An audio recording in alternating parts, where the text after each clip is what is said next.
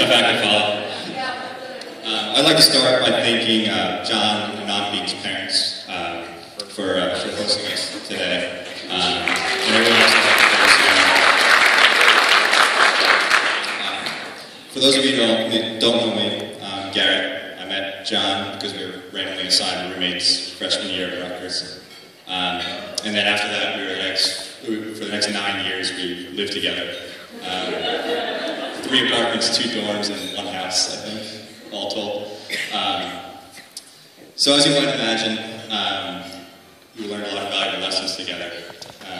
We learned that people in the Rutgers Honors dorm are actually really nice, but they're really weird. We learned that when you live in a house with 10 guys, almost anything can become a toilet. Most notably a drum set and a cereal box. You can ask a couple of people here about that. We learned that living with girls actually isn't so bad, but living with someone from Philadelphia kind of is.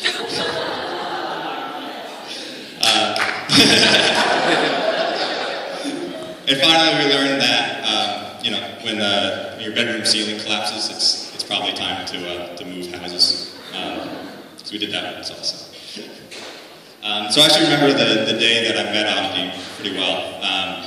We actually went to a happy hour at the Brooklyn Brewery, which for anyone who hasn't been there, a lot of you, the Brooklyn Brewery is basically just a big open warehouse with a bunch of cheap tables and chairs kind of spread out.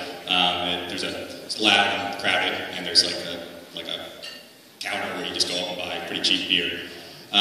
John, for some reason, decided around the 3rd date that would be like a really good place to bring Amdine and meet 25 of his friends and stand up and drink beer for about 4 hours straight. Amazingly, there was a 4th date after that, from what I understand. Lost my spot. And she, actually, Amdine, rather than just settle for a 4th date, seemed to really enjoy herself and really fit in with all of us like she belonged. But the moment I knew that they were actually a perfect match was actually when John came to work one day, because John and I also weren't seeing enough of each other at home, so we worked together for the last 5 years. John began telling me how he kind of formed a new habit since he had moved in with Amdine. He explained how every morning before he went to work, he would just tidy up the apartment just to make sure it was clean all the time. For anybody that knows John, where's John's mom?